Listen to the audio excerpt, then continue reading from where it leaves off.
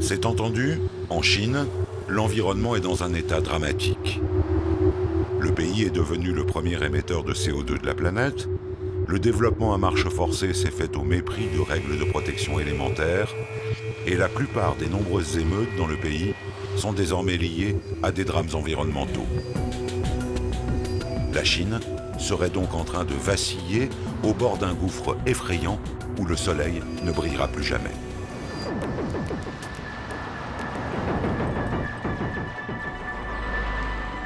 Pas si sûr. Bienvenue dans le village écologique modèle de Baigong, dans la province du Guizhou. 78 familles, 78 maisons refaites à neuf, avec des matériaux naturels et locaux. Le gouvernement a pris en charge le tiers du coût de la construction et largement subventionné les travaux de voirie, de traitement des eaux et aussi d'équipements en biogaz. Ici, c'est le lisier du cochon de la famille Ma qui permet de faire la cuisine.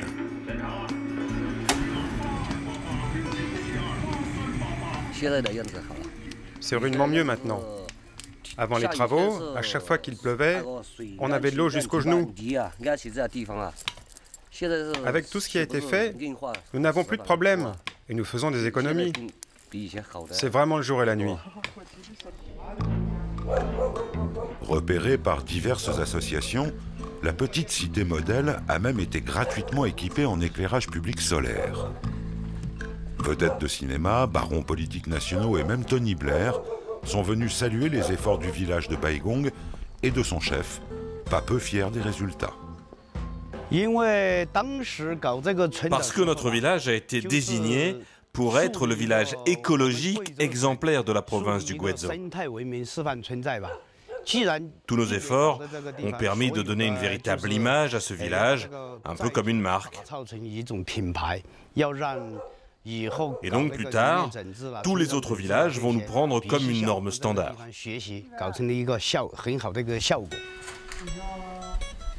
Baigong, c'est la Chine rurale que les décideurs de Pékin rêvent de dupliquer à l'infini. Une combinaison de solutions simples, de technologies modernes et de bon sens paysan qui veut qu'à la campagne, rien ne se perde. Ici, tout est recyclé.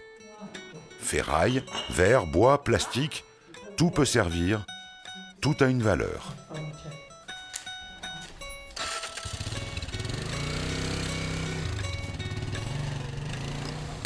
Y compris les chiens trop teigneux de la famille Ma, qu'il faut abattre, mais qui feront un excellent repas le soir même ou un peu plus tard. Vu de Pékin, Baigong est à l'avant-garde d'un virage vert décrété par le président Hu Jintao lors du 17e congrès du parti. Le développement de la Chine étant selon lui trop coûteux pour l'environnement, il faut changer de cap. Alors, désormais, le mot d'ordre chinois n'est plus de faire vite et bien, mais d'agir bien et vite. Les Chinois ont un système politique qui fait qu'à partir du moment où quelque chose est décidé au sommet, ça peut aller très très vite. Le gouvernement en fait n'a pas forcément envie d'appliquer tout de suite partout quelque chose de très contraignant parce qu'il faut quand même garder une certaine croissance, mais il est conscient qu'à long terme, la croissance de toute façon ne pourra avoir lieu que si ne pourra être qu'une croissance verte. Ça commence à se voir. Les compagnies d'électricité, intimement liées à l'État, ont ainsi été fermement priées de réduire leur consommation d'énergie fossile. En moins de 4 ans, la Chine est devenue le premier producteur d'électricité d'origine éolienne et accessoirement aussi un des premiers producteurs mondiaux de centrales éoliennes. Elles poussent comme des champignons, dans tout le pays, comme ici, dans le Hebei aux portes de Pékin. Souvent plus vite que les capacités de raccordement au réseau et sans grande concertation avec les paysans qui ont dû céder une partie de leurs terres. Que tu sois content ou pas, si le village en donne l'ordre, il faut bien obéir. Le secrétaire du parti nous a dit « Maintenant, on prend vos champs, vous ne pouvez plus cultiver, on va vous dédommager. » Nous dédommager, mais combien? Ah bah c'est tout le monde pareil qu'il a dit, quel que soit le rendement. Alors comme c'est le secrétaire du parti, on ne peut rien faire. Mon fils a très bon rapport avec lui, mais ça n'a servi à rien. Il a dit que ça a été décidé en haut lieu, alors on a obéi. Les investissements massifs dans l'éolien font le bonheur des industriels étrangers, encore technologiquement dominants dans ce secteur. Ce fabricant espagnol sort ainsi une quinzaine de machines par semaine et il compte doubler sa production dans les 2 années qui viennent. D'ici à 15 ans, disons fin 2020, il y aura plus de 150 gigawatts qui seront installés en Chine. Ils sont donc considérés qu'à peu près 5-6% de l'énergie sera éolienne. Il faut tenir compte par exemple qu'en Espagne, 12% de l'énergie est aujourd'hui éolienne. Donc c'est un marché qui se développe aujourd'hui, demain et après-demain. Les décisions politiques inscrites dans le plan et mises en œuvre par la toute-puissante administration de l'économie pèsent déjà très lourd en matière environnementale.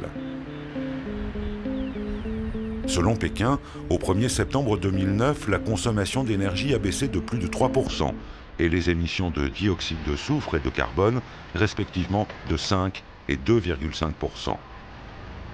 Mais pour continuer à afficher des progrès et devenir un peu plus respirable, la Chine compte aussi sur le dynamisme de ses industriels. La Chine a beaucoup d'atouts. Elle est à un moment de son modèle économique où elle doit passer du Made in China au Made by China. C'est-à-dire qu'on passe d'un modèle économique où on produit ce que les autres savent faire en répliquant, à un modèle où il faut produire ce que la Chine sait faire. Donc on est dans une phase où l'outil de production, l'outil industriel doit être renouvelé. Donc c'est une opportunité unique pour donner un accent environnemental fort. Verdir les modes de production, verdir les produits. Les industriels chinois se sont engouffrés sur ces nouveaux marchés verts qui leur semblent si prometteurs. Chez Foton, par exemple, le plus grand producteur de véhicules utilitaires de Chine, on produit désormais à la chaîne des autobus urbains hybrides, essence et électriques. Des bus plus propres qui permettent d'économiser 25% d'essence par an. Et on en est très fiers. Ces bus sont plus confortables que les autres. Et technologiquement, leurs performances sont bien meilleures, plus avancées. Oui, on fait un travail utile pour la planète. Ces bus économiseront de l'énergie et on protège l'environnement.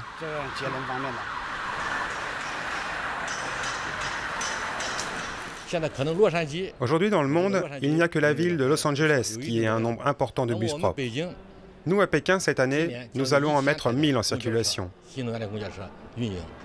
En 2012, il y en aura 5000 avec ces nouvelles sources d'énergie. Cela fera de Pékin la ville la plus avancée du monde en la matière. Nous nous étions engagés à mettre cela en œuvre pour les Jeux Olympiques. Et du coup, nous allons maintenant beaucoup plus vite que dans les autres métropoles mondiales. En 2015, 10% des véhicules qui sortiront de ces usines seront propres. Et les dirigeants de l'entreprise de véhicules lourds ont décidé d'entrer aussi sur le marché de la voiture particulière.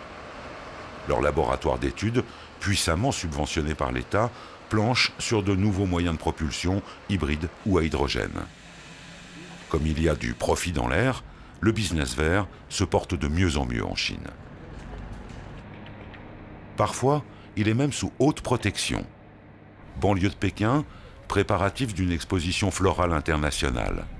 Presque un militaire par pot de fleurs, mais c'est juste un réflexe très chinois. Le secret de ce grand hall d'exposition n'a rien de confidentiel.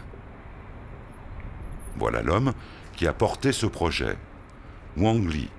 Il a remporté le concours d'architecture pour cet énorme centre d'exposition parce qu'il a su y intégrer des composantes environnementales allant au-delà des normes imposées par l'État chinois. Ces immeubles sont écologiquement passifs, régulation naturelle des températures en jouant sur les différences de pression entre le sol et le sommet des tours, et recyclage des eaux pluviales récupérées par ces grandes structures. Selon nos calculs, en comparant avec d'autres modes de construction traditionnels chinois, nous allons économiser environ 60,8% d'énergie. C'est énorme, je sais. Mais vous savez, tous les règlements chinois imposent aux immeubles neufs d'économiser 50% d'énergie. Alors nous, disons, on gagne 11% en plus. Acteur, bénéficiaire et militant de l'écologie chinoise, Wang Li est sûr que la Chine a les moyens de surprendre le monde.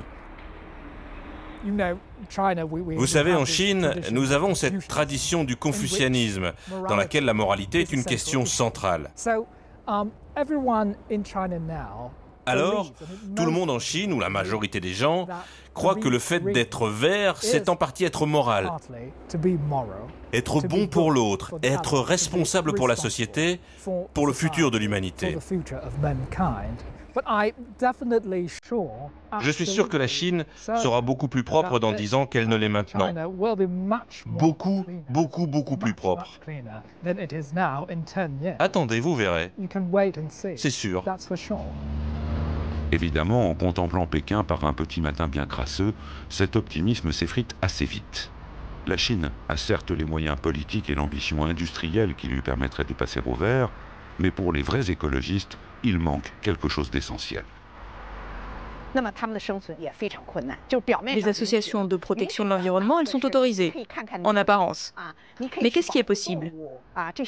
Aller compter les oiseaux, protéger quelques espèces animales, des choses anodines.